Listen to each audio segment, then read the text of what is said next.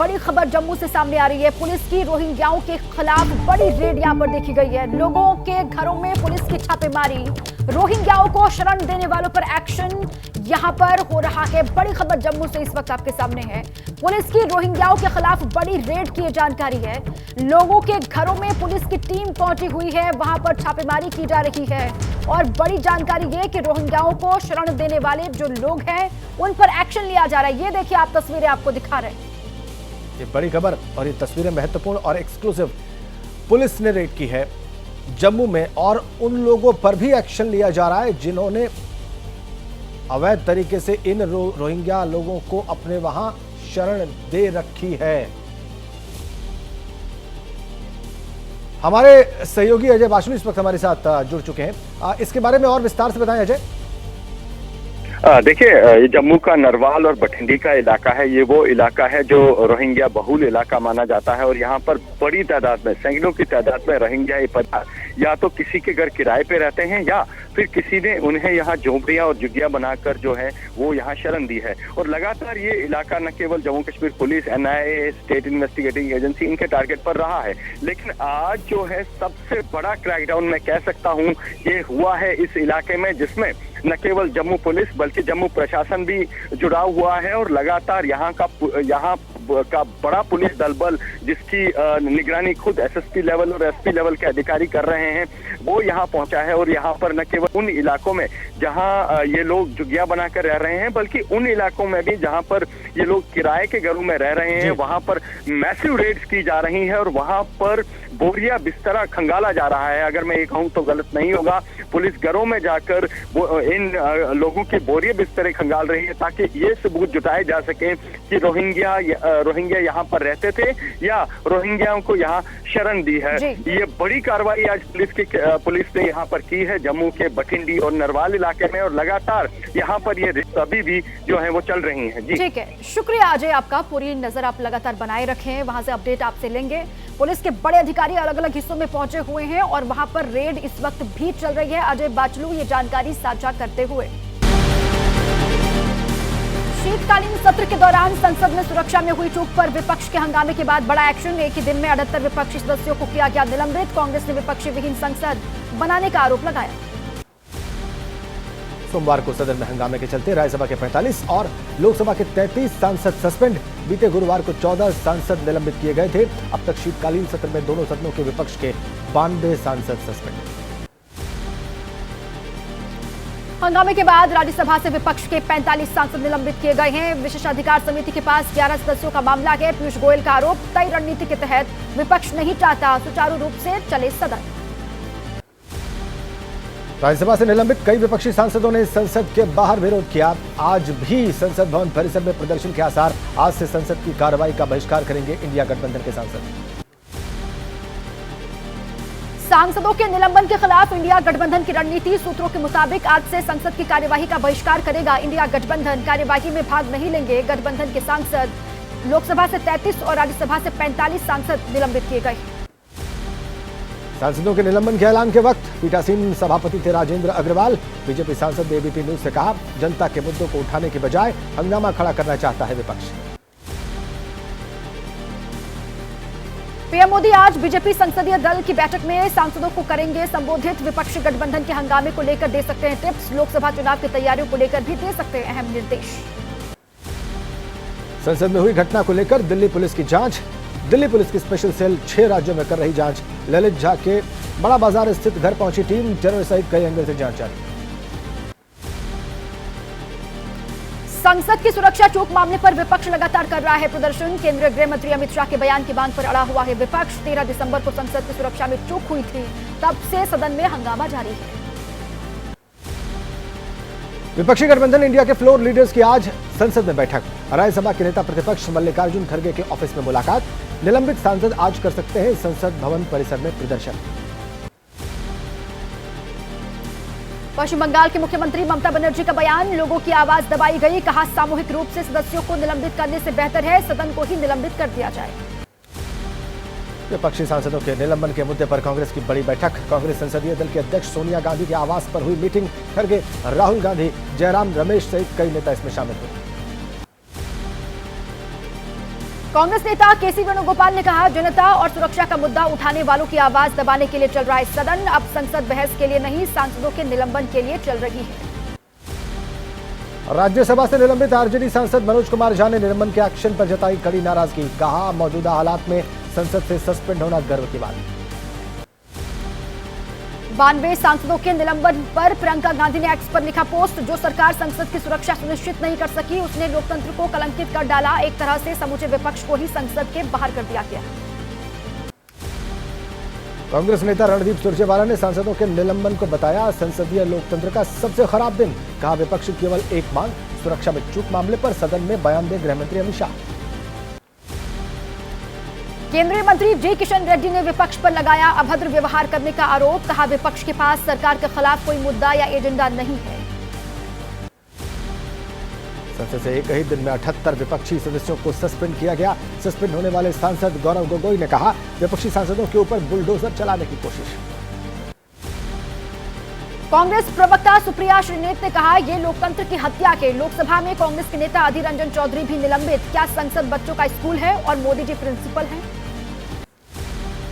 सांसदों के निलंबन पर बीजेपी राज्यसभा सांसद अनिल अग्रवाल ने कहा, सदन को सुचारू रूप से चलाने के प्रयास हुए, लेकिन जब चारा नहीं बचा तो सस्पेंड कर दिया गया।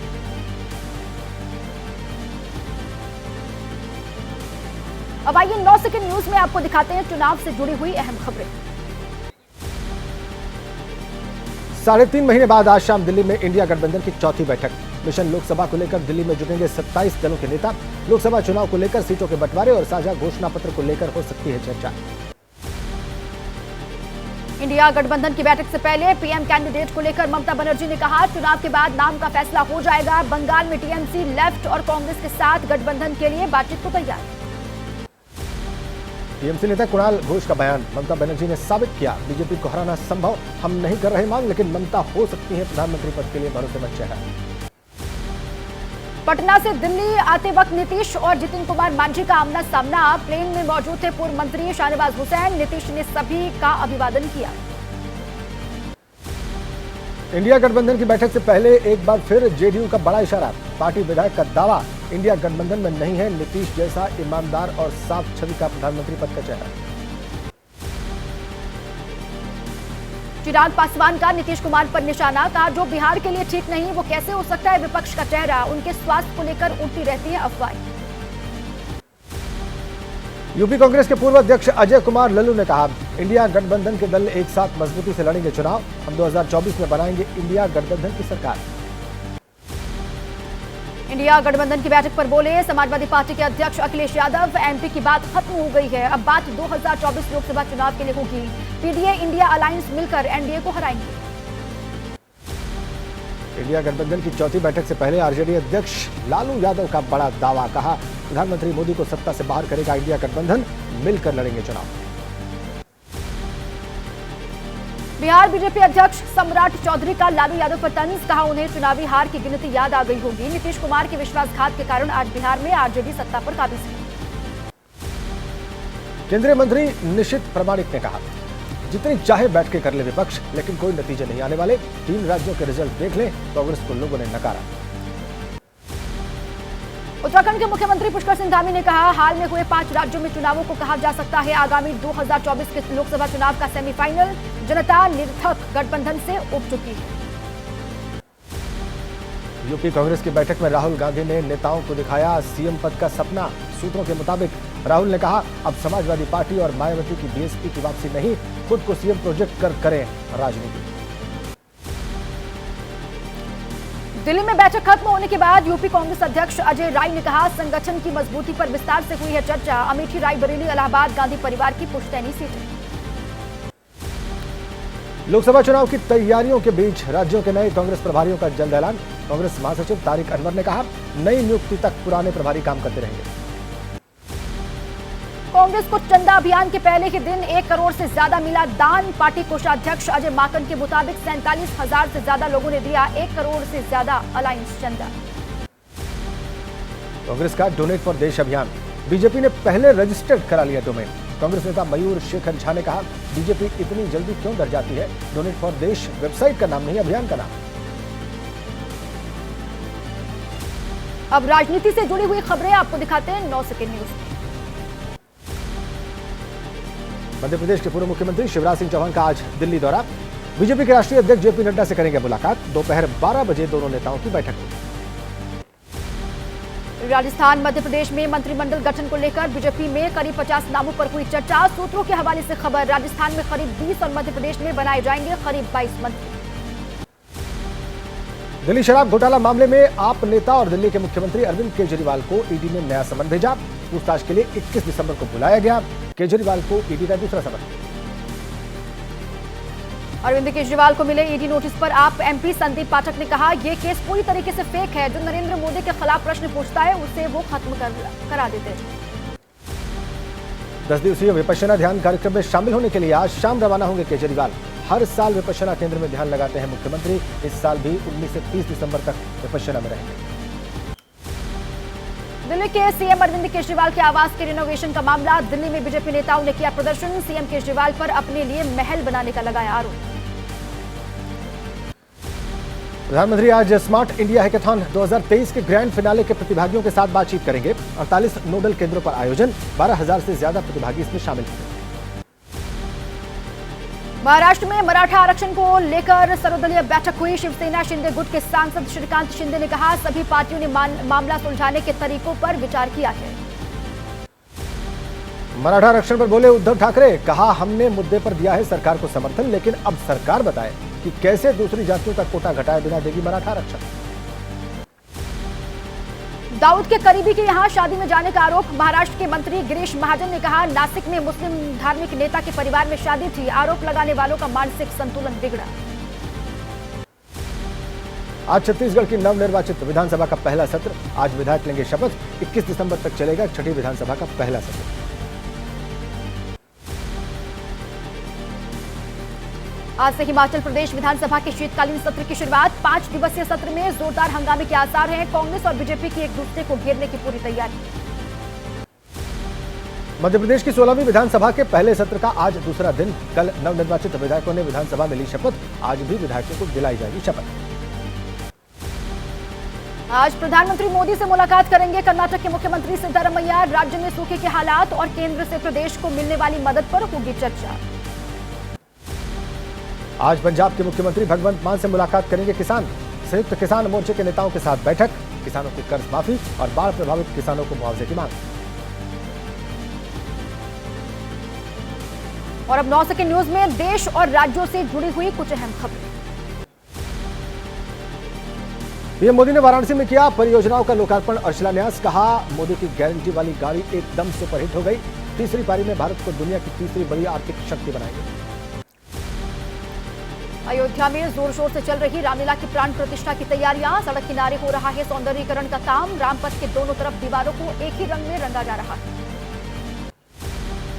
अयोध्या में इन दिनों हर तरफ हो रही रामलला की चर्चा। शहर के मुख्य चौराहों और दुकानों पर 22 जनवरी को होने जा रहा कार्यक्रम और उसकी चर्चा। प्राण प्रतिष्ठा कार्यक्रम को लेकर लोगों में उत्साह। अयोध्या में आने वाले श्रद्धालुओं की सुविधाओं का रखा जा रहा ख्याल। रामलला के दर्शन के लिए नहीं होगी श्रद्धालुओं को परेशानी। प्रशासन की तरफ से तैयार किया जा रहा रोड मैप। अयोध्या में तैयार किया जा रहा टेंट कॉलोनी। प्राण प्रतिष्ठा समारोह में आने वाले लोगों के लिए कार सेवकपुरम में बनाया जा रहा टेंट सिटी। 1000 लोगों के रुकने का इंतजाम। अयोध्या सिटी में कई जगह पर किया जा रहा श्रद्धालुओं के रुकने का इंतजाम। प्राण प्रतिष्ठा समारोह में भीड़ उमड़ने की संभावना को देखते हुए किए जा रहे हैं खास बंदोबस्त। जोधपुर से 600 किलो घी मंगवाया गया अयोध्या। बैलगाड़ियों के जरिए भेजा गया शुद्ध देसी घी। कार सेवकपुरम की यज्ञशाला में रखा गया घी। प्राण प्रतिष्ठा के दौरान अनुष्ठान में होगा इस्तेमाल। राजकोट पहुंची भगवान श्री राम की चरण पादुका। लोगों ने लिया श्री राम का आशीर्वाद। आतिशबाजी करके जश्न भी मनाया गया। रामलला के प्राण प्रतिष्ठा समारोह को लेकर तैयार हो रहा ट्रैफिक प्लान। शहर में बनाई गई multi level parking. Transport connectivity को आसान बनाया गया। सूरत के जौहरियों ने बनाई राम दरबार की मूर्ति। हीरे और सोने से जड़ित राम की मूर्ति दरबार बनाया गया है। अयोध्या राम मंदिर को दान की जाएंगी मूर्तियां। फिर डराने लगा एक कोविड का खतरा। केंद्रीय स्वास्थ्य मंत्रालय ने कोविड-19 को लेकर जारी की एडवाइजरी। लगातार सतर्कता बरतने की सलाह। 8 दिसंबर को केरल में सामने आया कोरोना वेरिएंट का नया मामला। 9 सेकंड न्यूज में अब बात कोर्ट के आने वाले फैसले पर, जिस पर पूरे देश की निगाहें लगातार टिकी हुई हैं। ज्ञानवापी विवाद से जुड़ी 5 याचिकाओं पर इलाहाबाद हाईकोर्ट में आज सुनवाई। हाईकोर्ट सुनाएगा फैसला। सुबह 11 बजे फैसला आने को उम्मीद। ज्ञानवापी परिसर की सर्वेक्षण रिपोर्ट वाराणसी जिला अदालत में दाखिल। एएसआई ने सील बंद लिफाफे में दाखिल की रिपोर्ट। लिफाफा खोलने और पक्षकारों को सर्वेक्षण रिपोर्ट मुहैया करवाने के लिए 21 दिसंबर की तारीख तय। हिंदू पक्ष के मुख्य वकील विष्णु जैन का बयान, कहा सील बंद लिफाफे में रिपोर्ट दाखिल करना सुप्रीम कोर्ट के आदेश का उल्लंघन। रिपोर्ट सार्वजनिक न होने पर सुप्रीम कोर्ट जाने की तैयारी। अब 9 सेकंड न्यूज में आपको दिखाते हैं अपराध से जुड़ी हुई खबरें। छत्तीसगढ़ के दंतेवाड़ा के जंगल से 10 माओवादियों की गिरफ्तारी। पुलिस फोर्स ने घेराबंदी कर गिरफ्तार किया। बड़ी वारदात को अंजाम देने की योजना बना रहे थे। मुंबई पुलिस के आतंकवाद निरोधक दस्ते ने पश्चिम बंगाल के दिनाजपुर में की एक युवक की गिरफ्तारी। ऑनलाइन गेम प्रतिबंधित संगठनों से जुड़े होने का शक। थाने में युवती को कुचलने का मामला। हिट एंड रन केस में तीनों आरोपियों को निजी मुचलके पर बेल मिली। कोर्ट ने खारिज की पुलिस की 5 दिन की custody remand. Hit and run case में पीड़ित युवती के परिवार का बयान। आरोपियों के खिलाफ हाईकोर्ट में लड़ेंगे लड़ाई। पुलिस पर दबाव में काम करने का आरोप लगाया। अस्पताल में भर्ती युवती से मिलने पहुंची बीजेपी महाराष्ट्र महिला मोर्चा अध्यक्ष चित्रा। पीड़ित लड़की का हालचाल जाना, संभव मदद का भरोसा भी दिया। बिहार दरोगा भर्ती में सॉल्वर गैंग के 3 लोग गिरफ्तार। आरोपियों के पास से मिले 5 वॉकी टॉकी, 8 चार्जर और ब्लूटूथ डिवाइसेस। एक होटल से हुई आरोपियों की गिरफ्तारी। और अब राज्यों से जुड़ी तमाम खबरों पर एक नजर 9 सेकंड न्यूज में। मध्य प्रदेश में धार्मिक स्थलों से उतरवाए जा रहे लाउड स्पीकर्स। प्रदेश सरकार के आदेश पर हो रही है कार्रवाई। प्रशासन ने धर्म गुरुओं के साथ मीटिंग करके निर्देश दिए। अब तक कई जिलों में लाउड स्पीकर हटा दिए गए।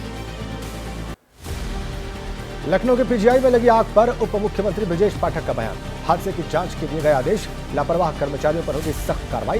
दोषियों को बख्शा नहीं जाएगा।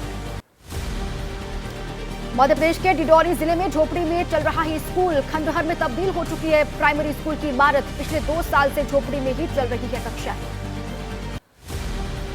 केदारनाथ धाम की सुरक्षा के लिए पहुंचे आईटीबीपी जवान। सर्दी के मौसम में मंदिर की सुरक्षा में तैनात रहेंगे जवान, तो बद्रीनाथ मंदिर की सुरक्षा के लिए भी आईटीबीपी जवानों ने मोर्चा संभाला।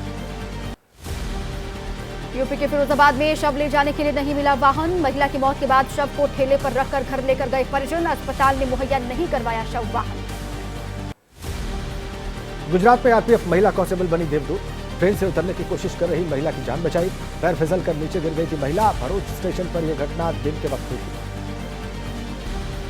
भुवनेश्वर में विश्वविद्यालय परिसर में खड़ी कार में आग लग गई। मौके पर पहुंची फायर ब्रिगेड ने आग बुझाई। आग लगने के कारणों की जांच हुई। सहारनपुर में लकड़ी की यार्ड में लगी आग। आग भीषण होते देख शामली, मुजफ्फरनगर और मेरठ से मंगवाई गई फायर ब्रिगेड की गाड़ियां। आग बुझाने के लिए करनी पड़ी काफी मशक्कत।